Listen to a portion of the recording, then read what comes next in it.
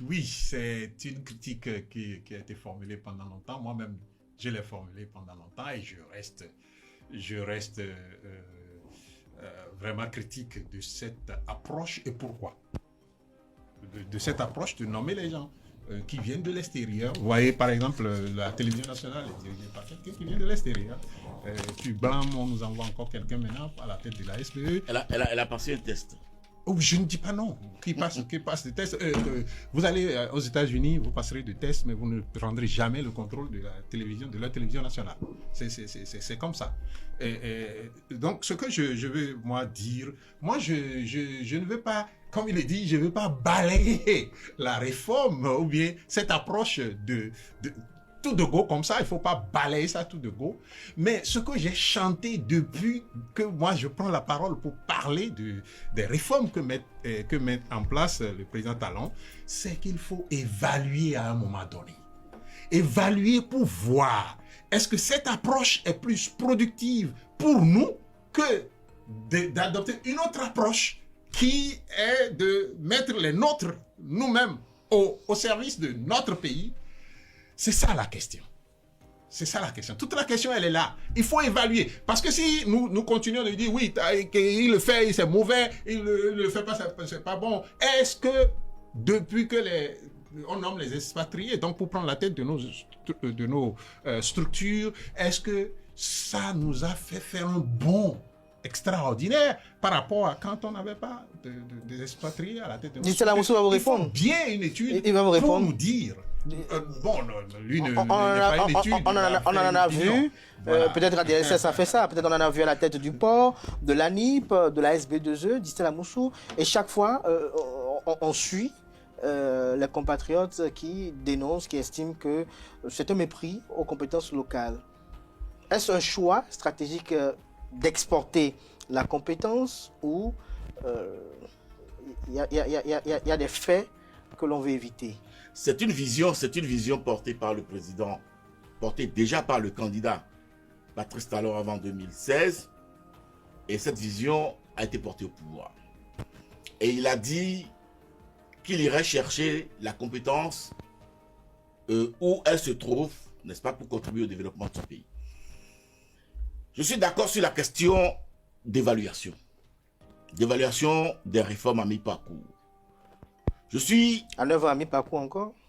Oui, allez-y. Je suis parfaitement d'accord qu'aucune œuvre humaine n'est parfaite. Voyez-vous? Oui. Ainsi que nous avons pu évaluer la dernière fois, à l'initiative du président de la République, les réformes au niveau de la décentralisation, oui, avec la création des secrétaires exécutifs. Oui. Oui, il serait utile d'évaluer, n'est-ce pas? La réforme du système partisan? Non, je ne parle pas de... Mais vous ne me posez pas de questions par rapport à la... Pourquoi vous voulez me mélanger? Vous avez parlé de la décentralisation, donc. Nous sommes en train de parler de nomination de profil extérieur. De nomination de profil extérieur. Tout à fait. Et là, vous voulez jouer à quoi? Là, vous avez parlé de la décentralisation. Donc... Écoutez, vous êtes trop jeune pour ce jeu. Donc, oui, le président de la République peut, n'est-ce pas, juger utile, c'est lui qui définit la politique de l'État, d'évaluer la nomination des profils extérieurs au niveau du port, au niveau de l'ANIP, au niveau de la douane, la SB2E. au niveau de la SB2E. Il ne vous échappe pas que j'avais dit sur votre plateau ou ailleurs, et que au même moment on demande aux cadres locaux de fédérer dans les partis politiques, de militer, de se battre, n'est-ce pas, pour porter au pouvoir le personnel politique. Au même moment, on amène des halogènes qui ne sont pas du tout concernés par la politique locale pour diriger, n'est-ce pas, des directions, des sociétés et autres, des agences. Mais la question d'évaluation se pose. Est-ce que nous avons engrangé des billes? Est-ce que nous avons des gains quantitatifs et qualitatifs? Si oui, continuons. Si nous n'avons pas, n'est-ce pas, cette évaluation-là et que nous constatons par la suite que c'est un procédé qui nous regresse, eh bien, le chef de l'État qui a en main la définition du pouvoir public va aviser. Oui, je suis parfaitement en harmonie avec cette approche, c'est-à-dire qu'il faut évaluer à un moment donné. Il faut évaluer. Ce n'est pas qu'il faut dire tout de suite c'est mauvais, on ne peut pas faire ça, mais c'est normal aussi que ceux qui pensent avoir une fibre patriotique, qui leur demandent que oui, si on nomme, on doit nommer de chez nous là, c'est normal que eux aussi disent ça. Seulement, c'est assez intéressant ce que nous venons de dire là. Parce que, vous voyez, quand on va évaluer par exemple le port, ok, quand on va évaluer le port pour dire, bon, le port a été dirigé par quand même pas une structure, mais un groupe d'étrangers depuis jusque-là, il y a des facteurs à prendre en compte. Et c'est en cela que les opinions diffèrent des études. Ok? Parce que moi, je peux mettre une opinion ici, tout de suite et dire c'est mauvais. Mais quand vous irez faire les études, vous allez constater que sur une certaine période, à partir d'un certain moment, le port n'a plus reçu le flux de trafic qui va par exemple au Niger, qui va au Burkina, qui va au Mali, n'a plus reçu ça. Et que la performance quand même a progressé. Là, et que la sécurité par exemple dans l'enceinte du port est assurée parfaitement aujourd'hui. Absolument, la performance sur tous les plans a progressé. Là on peut dire, ah mais cette politique elle est bonne. Vous voyez à peu près. Mais tant qu'on n'a pas fait cette étude, et on peut émettre des opinions, les opinions basées sur le patriotisme, on peut soutenir, ne pas soutenir. On peut ne pas soutenir, mais vraiment ça, sur ces questions-là, je il demande est d'une nécessité d'effectuer une évaluation. Merci à tout un chacun pour cette convergence d'opinions, dit Stella Moussou. On a suivi Ganiou Soglo à travers communiqué de presse, on l'avait suivi sur les réseaux sociaux, il était également sur EZAE TV il y a 72 heures, où il a fait savoir que son père est instrumentalisé. Dissela Moussou, je ne vais pas vous rappeler un peu les mots, mais vous avez suivi un peu. Pour vous, qu'est-ce que vous en pensez? Bon, je ne vais pas... Sans sarcasme, sans avanie.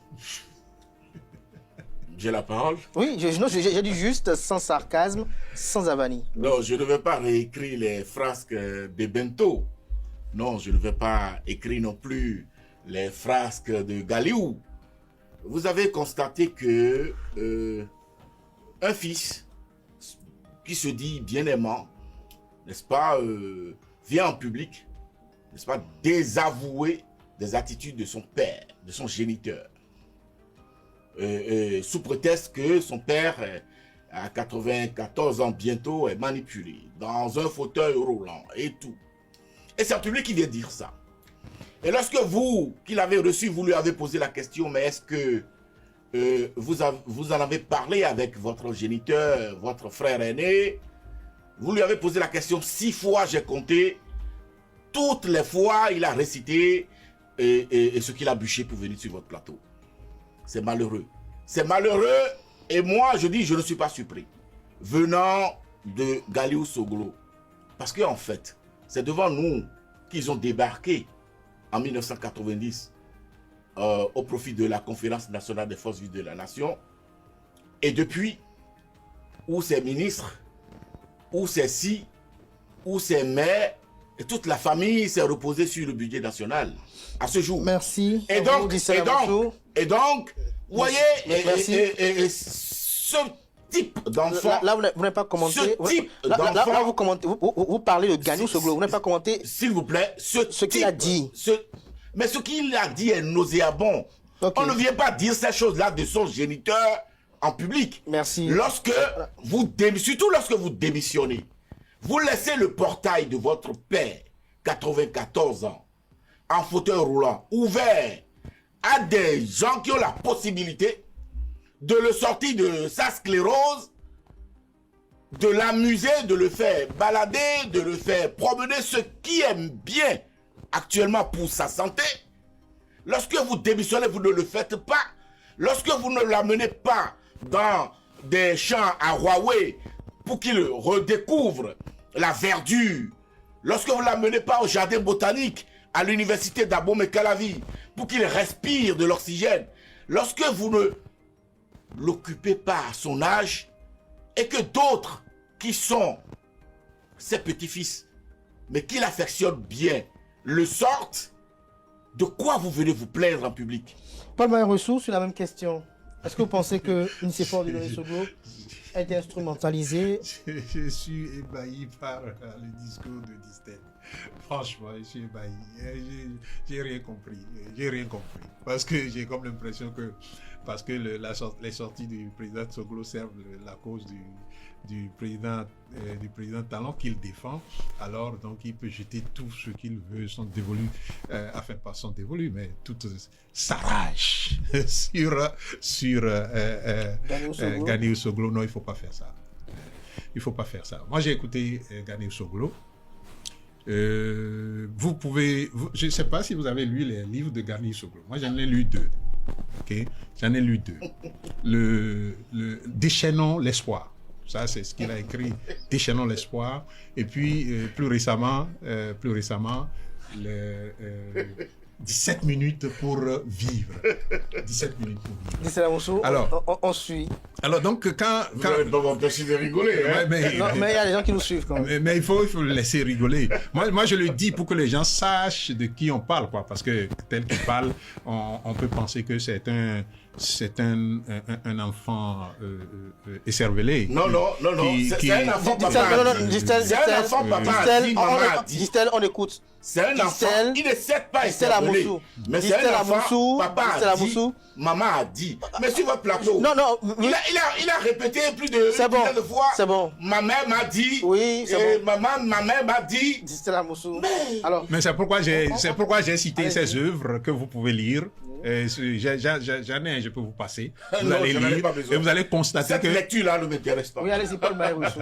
Et vous allez constater que... Il y a d'autres lectures en retard. Distel va me laisser parler. Oui, allez parler. Ok.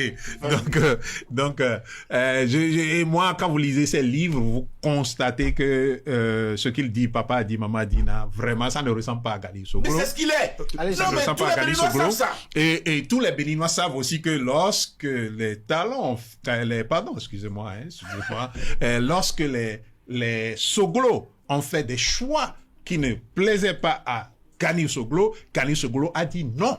Et a pris son chemin vis-à-vis de ses parents. Pas. Alors, donc, non, tu vas peut-être vous allez peut-être dire, lorsque Liadi Soglo, vous empêchez les gens de suivre. Lorsque Liadi Soglo fait un choix qui ne convient pas à Gani Soglo, il prend sa route. Vous allez reprendre la parole tout à l'heure. C'est ça le problème. Vous allez reprendre la parole tout à l'heure. Oui, mais les parents que vous présentez comme des gens qui dictent des choses à Gani Soglo ont souvent été derrière Liadi Soglo, et Gani Soglo s'est écarté de cette tendance. Donc c'est la... Et donc, ce n'est pas un enfant. Ce n'est donc pas un enfant comme vous le dites, papa a dit, maman a dit. C'est un enfant bien réfléchi, bien réfléchi, dont vous pouvez voir le degré intellectuel à travers les œuvres qu'il écrit. Et moi, je voudrais dire une chose. Oui. Ok. Maintenant, au-delà de tout ce qu'on peut dire de Gani Soglo, vous pouvez le injurier, vous pouvez lui dire n'importe quoi, vous pouvez dire qu'il ne répète que les mots comme un perroquet que ses parents répètent. Vous pouvez tout dire de lui. Mais Gani Soglo, c'est quelqu'un qui est indépendant, qui réfléchit, qui agit. Et le cas dont nous parlons, c'est de son papa. Ce n'est pas d'autres personnes, hein. C'est de son papa. Et de son papa qui a 94 ans bientôt. Et vous le savez bien, tous les parents, même moi qui suis ici bientôt, je vais commencer à vieillir. Dès qu'on commence à vieillir, on développe des caprices. Tous les parents qui grandissent. Et quel est le devoir des enfants dans ce cas? On vous écoute. Quel est le devoir des enfants dans ce cas? La première chose qu'il faut reconnaître, c'est que Gani Soglo est grand, s'est affranchi de ses parents. Donc, il ne vit plus avec ses parents. Et il faut le reconnaître. Donc, ce n'est pas qu'il est là et puis des gens viennent rentrer dans la maison et font ce qu'ils veulent faire. Donc, il ne faut pas considérer que, oui, Gani Soglo est là et ce dont lui doit se couper tous les jours, c'est de Nicéphore Soglo. Ce n'est pas de ça qu'il s'agit. Mais il constate que ça a commencé à traîner dans les médias et ça a même trop duré. Enfin, si j'étais à sa place, hein, vous me connaissez bien, si j'étais à sa place, ça ne va pas durer comme ça. Ça a trop duré qu'on traîne son papa dans les médias et son papa dans l'état où il se trouve. Et il prend conscience maintenant que, ah, mais ça, c'est pas quelque chose... Que maintenant. Oui, mais Il prend conscience que maintenant. il n'est jamais tard. Vous allez permettre à quand même Paul Marousseau Que maintenant. d'opiner. Oui, il n'est jamais tard de bien faire. Et surtout quand c'est votre parent, c'est votre père, Moi, c'est votre personne mère. ne peut faire ça à mon père. Ah, mais que personne ne peut faire ça à votre Parce père. que vous savez quoi? Mais si lui ne prend que Parce conscience... que vous savez quoi? Ah, mais attention, mais il y a une différence entre votre père et son père. Oui, parce que son père est un homme public. Un homme public, voilà. Tout à fait. Donc il y a Et cette... dans ce cas, il y a cette je vertu. mets en place Oui. un dispositif de veille. Je sais pas, bon, il y a Alors, des alors, RSS, des termes alors, techniques, on- mais sincèrement, donc, moi, ce que je voudrais dire, c'est que... personnel de maison, personnel de maison, permettez qu'on suive. la belle preuve, son frère aîné n'est pas là. Et donc, le personnel de maison, je suppose qu'il y en a pour obligation de me communiquer les rendez-vous de mon père. Même si je ne suis pas là, même si je suis en Europe, même si je suis en voyage. Même si le personnel de maison vous communique les rendez-vous de votre père quand il est un homme public, il y a des choses que vous ne pouvez pas faire, Que vous ne pouvez pas contrôler. que vous ne pouvez pas contrôler, jusqu'à un moment donné où vous constatez que bon, maintenant ça là, et ça devient trop et vous pouvez agir. Et je crois qu'il n'est jamais trop tard pour bien agir. Et il agit bien maintenant en tant qu'enfant. Et il agit en public. Oui, bien sûr. Le fait est dans le public déjà. Le fait est déjà dans le public. Vous voulez qu'il agisse comment? Dans l'obscurité? Non, le fait est déjà, la chose est déjà dans le public. Un enfant digne. Et ce qu'il fait, Dans ce cas, non, ce qu'il fait, Gisela Moussou, attention. Gisela Moussou, Non, attention au ce mot. qui change avec Gisela son Moussou, père. Non, attention au mot. ce qu'il fait, c'est qu'il n'est pas en train de contredire son père, mais il est en train de mettre en garde ceux qui utilisent son père. Non. Et ça, non, et il ça- met le dispositif et ça- pour empêcher Oui, Paul n'est-ce pas, Marousseau, Gisela Moussou. l'utilisation de son père. Mais là, c'est vous qui empêchez Paul Marousseau vous allez d'opiner quand constater. même. Donc quand je vais commencer à le couper, vous allez vous rappeler quand je vais le couper. Allez-y. Il a fait ça tellement. sommes Alors à que je l'ai laissé. nous sommes à la fin de l'émission. Je l'ai laissé charger Gadi sommes à la fin Soglo. de l'émission. Donc pour quand même expliquer un peu les choses aux gens, et il essaie d'empêcher cela. Mais c'est clair. Et moi je l'ai dit, prenez Gali Soglo. Moi j'ai lu ses œuvres. Et n'oubliez pas qu'il a été ministre de la République. Donc ce n'est pas un bêtard comme vous le pensez. Gali Soglo a été ministre de notre République. Il a été député de notre Parlement. Vous pouvez considérer que tout ça là ne suffit pas pour justifier de son indépendance intellectuelle, de sa capacité à s'auto-déterminer, mais allez lire ses œuvres et vous constatez. Merci à vous, Paul-Marie Ouessou. On ne va pas poursuivre avec Gisela Moussou. Ah ouais. Merci à vous. Gisela Moussou, Vous m'empêchez de dire. on veut conclure. Et on sait quand même que vous êtes très actif quand même sur ce boulevard-là. On a vu... Non, c'est lui qui a la parole. C'est lui qui prend la parole. Gisela Moussou. Je passe la main. Non, on n'est pas sur un jeu ici. Je passe la main. Alors, les drapeaux qui sont disposés sur ce boulevard-là, pour vous, est-ce que ça pose un problème? La position des drapeaux? Ah. Écoutez, dans ce qu'on appelle l'événementiel, il y a le branding. Hein. Le pavoisement répond à des techniques. Hein. Maintenant, il reste que le drapeau d'un pays est un symbole.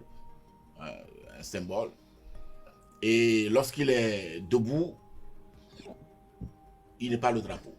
Lorsqu'il est couché, il n'est pas le drapeau. Lorsqu'il est à l'envers, il n'est pas le drapeau de ce pays. Voyez-vous? C'est lorsqu'il est normalement disposé qu'il est le drapeau. Alors, ce que j'ai vu quelque chose qui ressemble au drapeau, mais qui n'est pas le drapeau béninois. Parce que cette position-là, pour moi, ce n'est pas le drapeau béninois. Alors, est-ce que ceux qui ont fait ce travail artistique de pavoisement, de branding, ils expriment, ils disent que c'est le drapeau béninois? Je ne crois pas. Je ne crois pas parce que ce sont juste les couleurs nationales. Les couleurs nationales. Ouais, les couleurs qui composent le drapeau béninois. Ce débat-là est déjà venu en 2016, lorsque le président Patrice Talon a pris le pouvoir, vous savez, les documents administratifs avaient en haut ou en bas des couleurs du drapeau. Et les gens avaient opiné, avaient bavardé autour de la disposition de ces couleurs-là, parce que en voyant ces couleurs, ils s'attendaient à voir le drapeau. Maintenant, l'administration a maintenu, n'est-ce pas, ce concept-là, en utilisant les couleurs, d'accord, du drapeau, mais ce n'est pas le drapeau béninois. Voyez-vous, donc, les couleurs du drapeau ont été utilisées pour le pavoisement, mais moi, je n'appelle pas ça le drapeau béninois. Parce que le drapeau béninois a sa posture, a sa position. Paul-Marie Ouessou, on constate, oui, que de la Direction générale du port de Cotonou à ce célèbre carrefour sur lequel est érigée la statue de Bioguera, qui a les couleurs nationales. Si on doit suivre Distel Amoussou, qui sont mises sur les poteaux, c'est estime que le drapeau est mal disposé de part et d'autre. Vous, lorsque vous avez regardé, vous avez sillonné, vous avez regardé, vous avez suivi les commentaires, quelle est votre opinion? Ben écoutez, moi je vais vous conter une petite histoire. Il y a une semaine, un grand frère et ami à moi, il est colonel des eaux et forêts. Il fut colonel des eaux et forêts. Et on a pris le chemin de Fidjrosé, on a passé par le carrefour Bioguera, et on est monté sur la voie là. Et puis il regarde, mais il me dit, c'est quoi ça là? C'est quel drapeau ils ont mis là? Il dit, mais c'est le drapeau béninois. Il dit, non, c'est pas vrai. Vous imaginez, c'est un colonel, ancien colonel des eaux et forêts, qui ne reconnaît pas notre drapeau. Personne ne lui a dit que c'était le drapeau. Ah, mais le drapeau, comme vous le dites, devrait être reconnu tout de suite. Mais c'est pas le drapeau qu'ils ont mis. Ah, bon. Ils n'ont pas. En tout cas, je ne suis pas dans le secret de l'agence ou de la société ou du service qui s'est occupé du pavoisement. Mais ils ne pourront pas nous dire que c'est le drapeau. Alors donc, il n'est pas interdit d'utiliser les couleurs du drapeau, n'est-ce pas, pour décorer. Oui, mais quand c'est fait comme ça, il faut de la communication autour. Oh, il faut quand même faire la chose de sorte qu'on ne sente pas. On a vu sur les réseaux sociaux que les gens ont quand même amené des images similaires qui sont produites quand même en France, au Sénégal et dans d'autres pays de la sous-région où on avait pratiquement la même disposition, avec pratiquement les mêmes couleurs. Oui, donc c'est ça la confusion. C'est la mode actuellement. Non, mais c'est ça la confusion. Si c'est la mode, c'est un peu, pour moi, hein, c'est un peu dommage. Dommage parce qu'on a besoin de qu'on on est en train communication. d'aller dans la banalisation de notre drapeau quand même, de nos couleurs. Est-ce qu'on n'a pas besoin, peut-être C'est nos couleurs nationales. Est-ce qu'on n'a pas besoin d'informations, de communication C'est nos couleurs autour? nationales. Absolument. Et c'est de Est-ce ça qu'on que n'a je parle. pas besoin, on n'a pas soif de communication, d'informations autour pour qu'on nous explique véritablement ce qui Écoutez, en est. si la direction de la communication, la DIRCOM, juge utile, n'est-ce pas, de lever l'équivoque, libre à elle, hein.